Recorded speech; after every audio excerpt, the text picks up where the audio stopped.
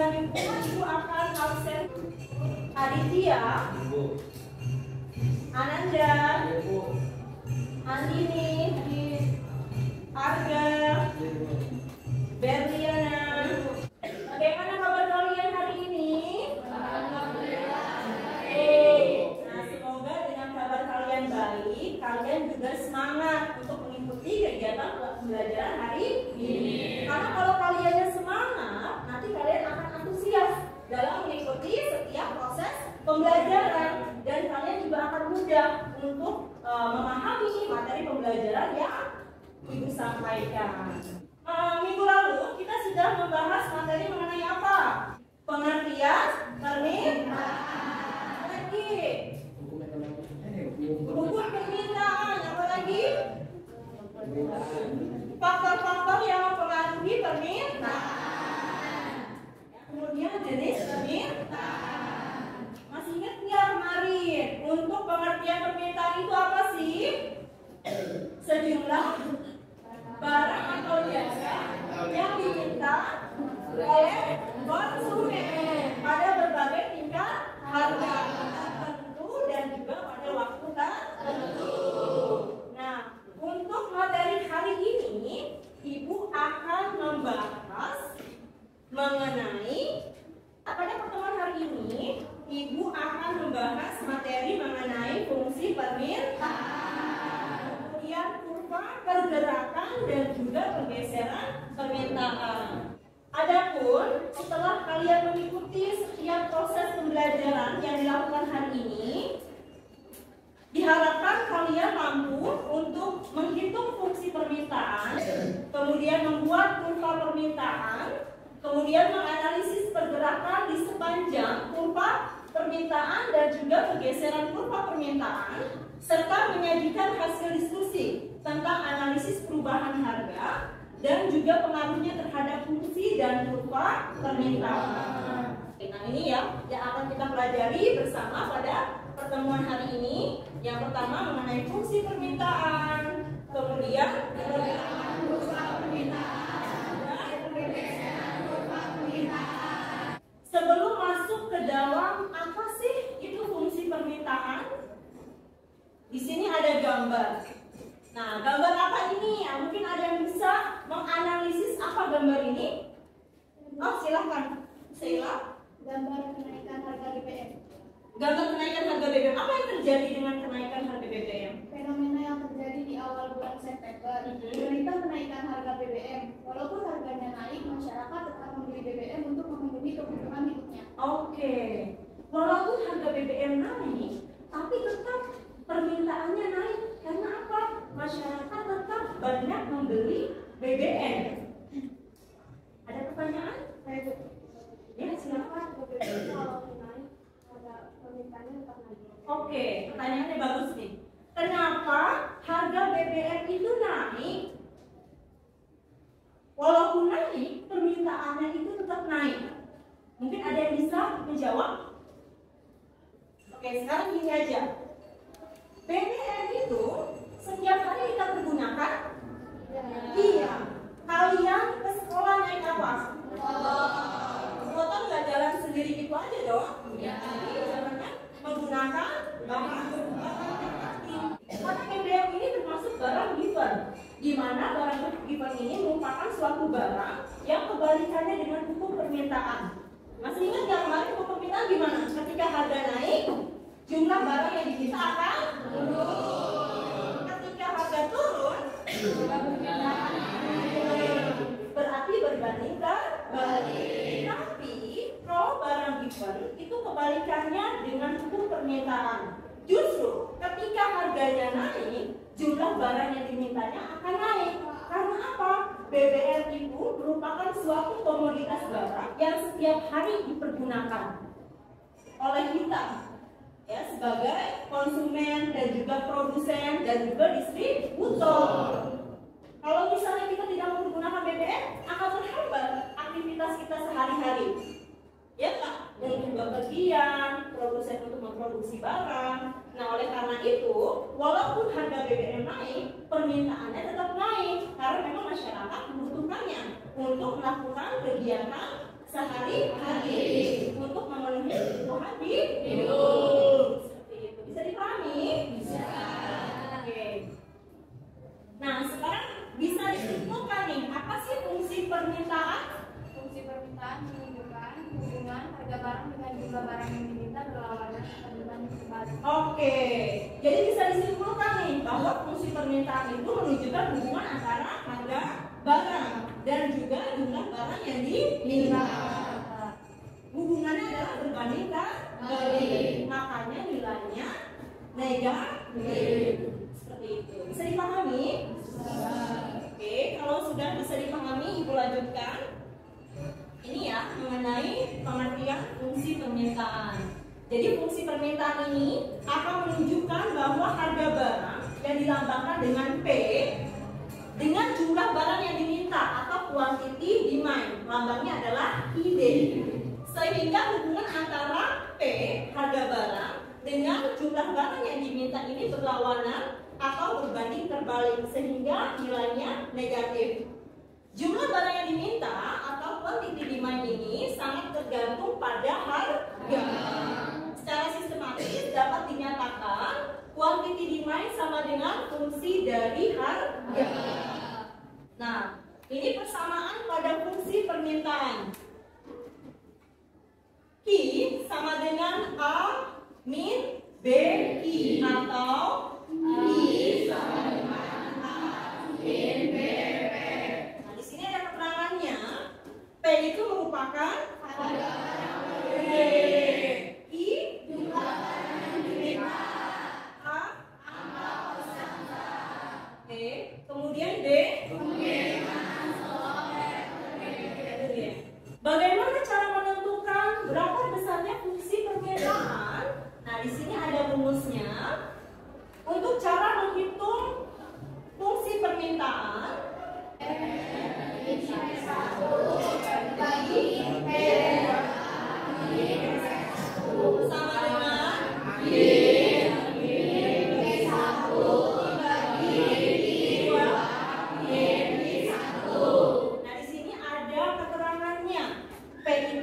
dengan price atau harga produk. P1 itu merupakan harga atau sebelum mengalami perubahan. Kemudian P2 atau harga yang telah mengalami perubahan.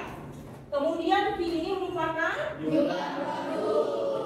P1 jumlah awal produk ketika sebelum mengalami perubahan. P2 adalah jumlah jumlah barang yang diminta ketika mengalami perubahan.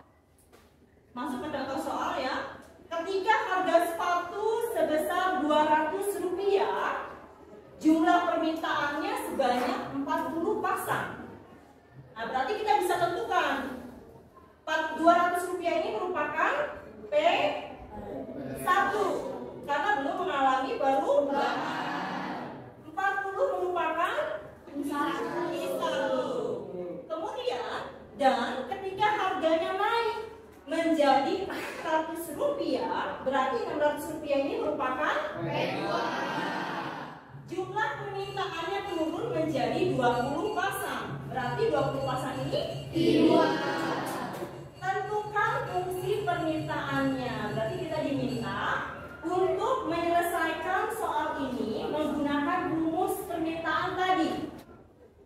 Ini Ibu punya contoh penyelesaian menggunakan rumus yang lebih mudah.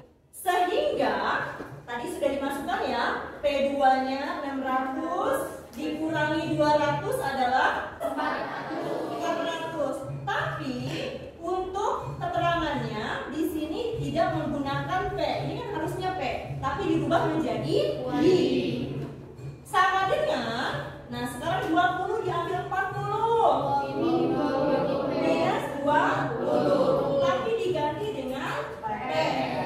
Nah kemudian kita kalikan 600 dikali 40. Nah cara mengalikannya agar kalian lebih mudah, 6 dikali 4 berapa? 24. Kemudian ditambahkan nolnya 1, 2, 3, berarti 24.000. Nah kali 20. 2 dikali 2 berapa? 4. Tambahkan nolnya 3, jadi 4.000. Nah sekarang 24.000 dikurangi 4.000 berapa? 20.000. Minus 20 P dibagi 400 I sama dengan, kemudian plus 20.000 dibagi 400, ya sama-sama dibagi 400. Nah hasilnya bisa dalam bentuk pecahan, bisa dalam bentuk pecahan atau desimal. Nah di sini negatif dibagi positif negatif, berarti negatif 0,05 P. Kemudian plus 20.000 dibagi 400, berarti kita coret di bawah punya 0 berapa? 2. Coret di atas 2. Nah berarti 200 dibagi 4. 20 dibagi 4 5. Kemudian sisanya berapa? 10. Jadi 50. Berarti kita kalau fungsi permintaannya atau quantity demand sama dengan 0,05 P plus 50. Mengenai kurva permintaan. Apa sih kurva permintaan? Kurva permintaan atau demand curve adalah kurva yang menggambarkan hubungan antara kuantitas barang yang diminta, berarti jumlah barang yang diminta, atau lambangnya adalah Q di quantity demand, ID tadi. Kemudian dengan harga barang, lambangnya apa? P. Dengan asumsi faktor-faktor lain yang dianggap tetap. Menurut hukum permintaan, kenaikan harga suatu barang ini akan menurunkan kuantitas jumlah barang yang diminta. Karena sesuai hukum permintaan, ketika harganya naik, maka jumlah barang yang diminta akan turun. Oleh karena itu, dalam permintaan itu berbanding terbalik atau nilainya negatif. Dan sebaliknya, ketika harganya turun, maka jumlah barang yang diminta akan naik. Oleh karena itu, kurva permintaan memiliki kemiringan dari kiri atas ke kanan bawah. Pergerakan kurva permintaan. Pergerakan kurva permintaan ini merupakan pergerakan yang terjadi di sepanjang kurva permintaan yang terjadi akibat perubahan jumlah produk yang diminta konsumen karena perubahan harga produk. Jadi bisa dilihat oleh kalian, ini merupakan grafik ya. Nah garis ini menunjukkan Q. Q itu tadi apa? Jumlah barang yang diminta. Q jumlah barang. Kemudian garis ke atas menunjukkan P atau nah, untuk kurvanya ini merupakan garis ini. Jadi kurvanya dari kiri atas ke kanan bawah. Semakin ke bawah berarti harganya semakin turun. Di sini kan 0. Ya. Kemudian kalau misalnya ke atas itu harganya berarti semakin naik. Ketika kurvanya ini turun, menunjukkan berarti harganya semakin turun. Tapi jumlah barang yang diminta semakin naik. Oke, ada pertanyaan? Bu, ya. Apa yang menyebabkan pergerakan kurva permintaan? Oke, yang menyebabkan pergerakan kurva permintaan, apakah ada yang bisa menjawab? Pergerakan kurva permintaan itu terjadi karena perubahan harga barang. Kalau harga barangnya berubah, itu menyebabkan pergerakan pada kurva permintaan. Tapi kalau harganya tetap kan tidak bergerak kurva permintaan. Kurva permintaan itu akan bergerak dari kiri ke kanan. Karena apa? Perubahan harga yang menyebabkan perubahan pada jumlah barang yang diminta. Ibu akan membahas mengenai pergeseran kurva permintaan. Kurva permintaan ini terjadi karena berubahnya jumlah produk yang diminta konsumen sebagai akibat dari berbagai faktor-faktor yang mempengaruhinya kecuali harga barang itu sendiri. Seperti contohnya yang mempengaruhi pergeseran kurva permintaan, ada pendapatan konsumen, harga produk lain, kemudian jumlah penduduk, selera konsumen, atau ekspektasi masyarakat. Nah, bisa dilihat ini merupakan kurva awal. Contohnya nih, perhatikan dulu. Kurva ini akan bergeser ke kanan atau bergeser ke kiri. Itu dikarenakan perubahan faktor-faktor yang mempengaruhi permintaan. Kalau kurvanya bergeser ke kanan, berarti jumlah barang yang diminta bertambah. Kalau bergeser ke kiri, berarti jumlah barang yang diminta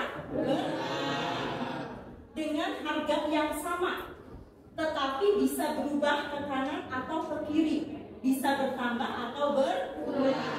Ketika harga sepatunya 600, jumlah sepatunya yang diminta 20, harganya turun, menyebabkan jumlah sepatu yang diminta menjadi naik. Nah, berarti kita tariklah kurvanya bergerak dari Kiri atas ke bawah. Oke. Nah, berarti kita masukkan di sini. ID sama dengan min 0,05 P plus 50. Jadi salah satunya yang menyebabkan pergeseran pada kurva permintaan adalah pendapatan konsumen. Ketika pendapatannya naik, pergeseran kurva permintaan ke kanan, menyebabkan jumlah permintaan bertambah. Kalau pendapatan konsumennya turun, menyebabkan pergeseran kurva permintaan, menyebabkan permintaannya bisa dipahami? Baiklah, kalau kalian sudah bisa memahami materi yang tadi kita telah bahas bersama-sama, Ibu akan membagikan tugas kelompok. Ya, jadi di tugas kelompok ini Ibu akan membagikan LKPD kepada masing-masing kelompok.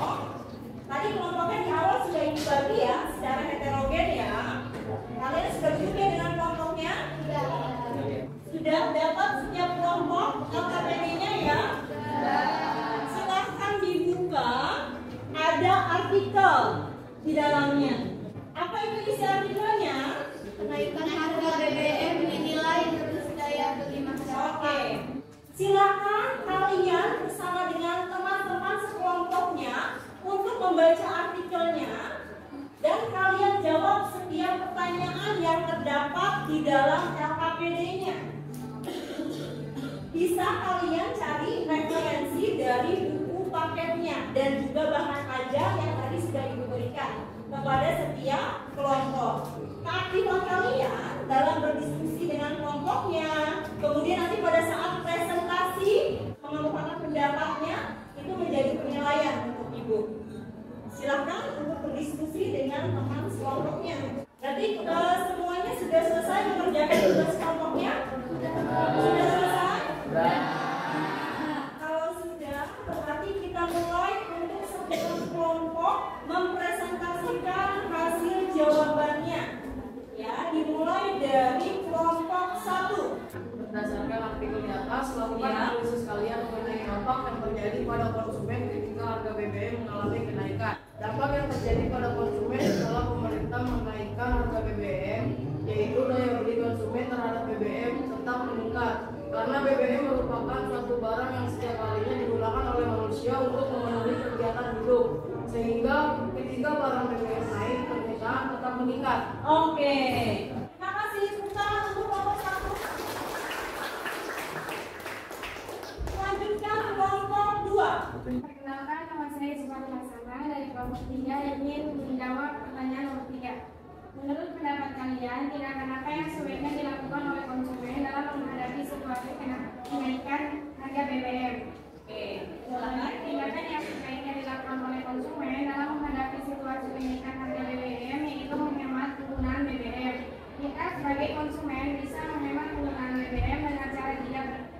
berpergian bisa menggunakan angkutan umum.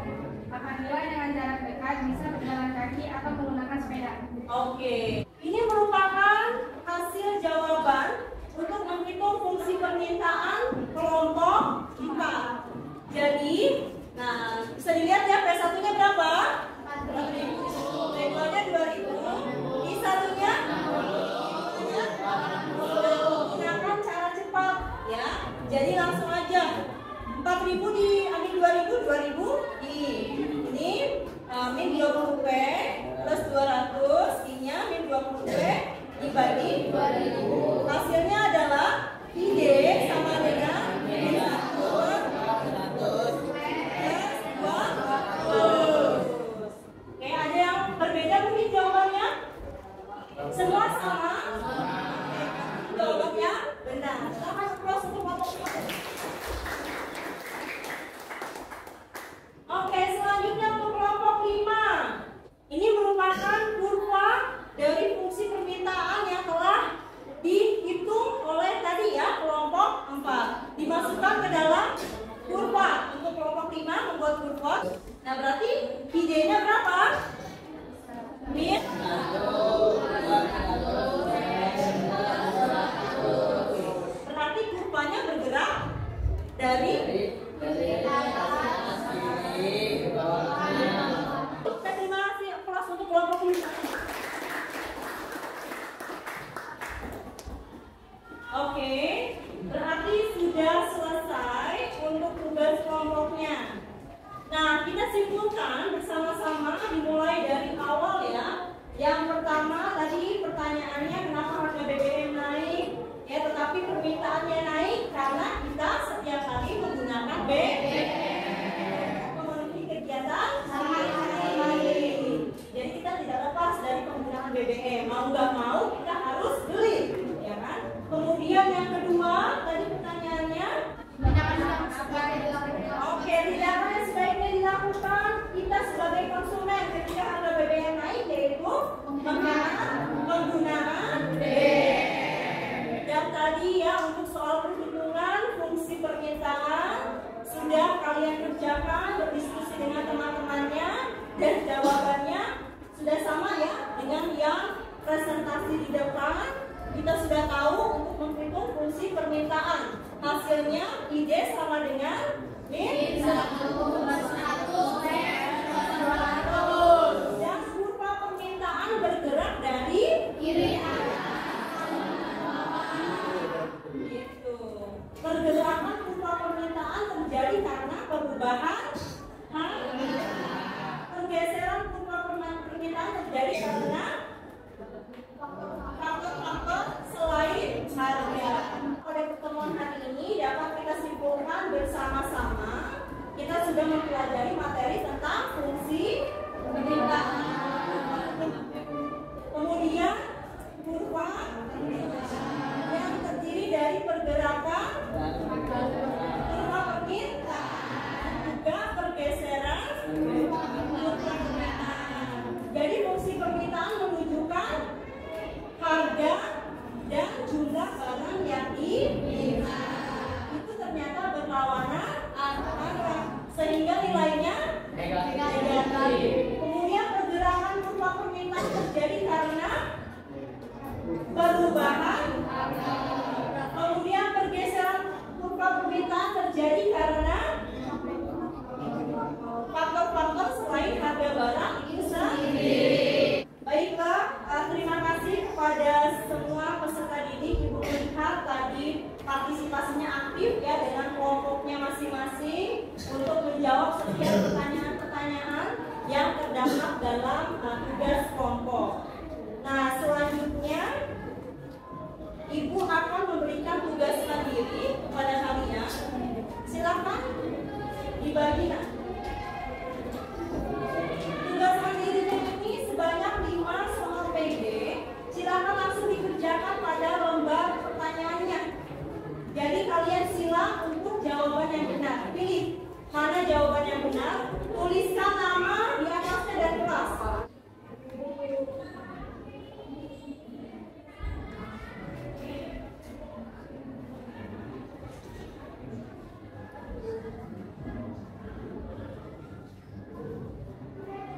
sudah? Ada yang sudah? Waktunya 2 menit lagi.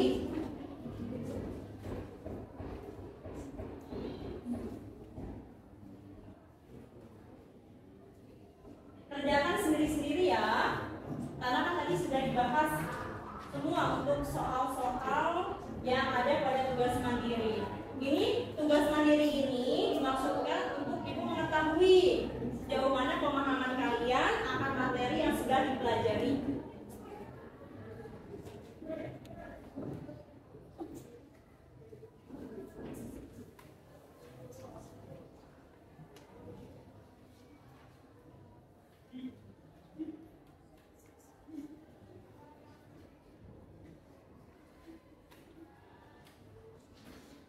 Ada yang sudah? Bukan di kelompoknya masing-masing. Yang diberikan nama dan kelas. Sudah banyak yang sudah ya? Oke. Ibu akan menginformasikan materi selanjutnya. Kita bahas mengenai pengertian penawaran, hukum penawaran, dan faktor-faktor yang mempengaruhi penawaran. Tetap semangat ya belajarnya ya, karena kalau kalian semangat belajarnya, kalian pasti antusias untuk mengikuti pembelajaran dan juga kalian akan fokus untuk menyimak penjelasan materi dan kalian akan memahami materi yang disampaikan oleh guru. Gitu ya. Ibu akhiri untuk pembelajaran hari ini. Silakan untuk ketua kelas untuk berdoa. Duduk siap. Tarik kawan-kawan sebelum mengakhiri kegiatan belajar, membaca doa menurut agama dan budaya masing-masing. Berdoa dimulai.